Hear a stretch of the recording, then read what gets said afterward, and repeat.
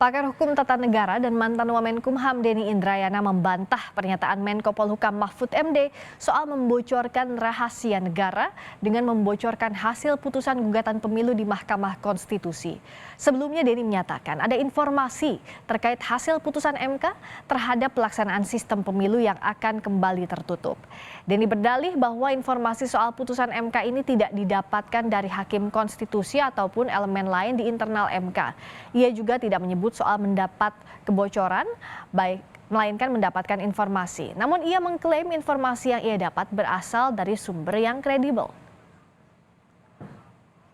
Informasi yang saya dapat, MK akan mengembalikan sistem pemilihan umum menjadi proporsional tertutup sebagaimana dulu di zaman otoritarian Orde Baru. Ini persoalan serius.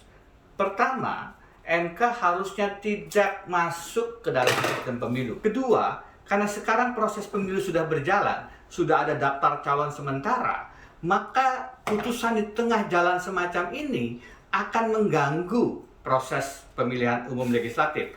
Akan terjadi kekacauan, chaos yang mengganggu persiapan pelaksanaan pemilu. Polemik soal sistem pemilu 2024 berawal dari cuitan pakar hukum tata negara yang juga mantan Wakil Menteri Hukum dan HAM Denny Indrayana. Di media sosialnya, Denny menyatakan mendapat informasi bahwa MK akan memutuskan pemilu legislatif kembali ke sistem proporsional tertutup atau memilih tanda gambar partai. Secara gamblang, Denny mengungkap MK memutuskan hal ini dengan perbandingan suara 6-3.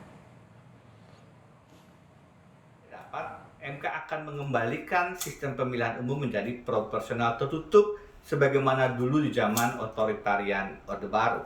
Ini persoalan serius. Pertama, MK harusnya tidak masuk ke dalam sistem pemilu. Kedua, karena sekarang proses pemilu sudah berjalan, sudah ada daftar calon sementara, maka putusan di tengah jalan semacam ini akan mengganggu proses pemilihan umum legislatif.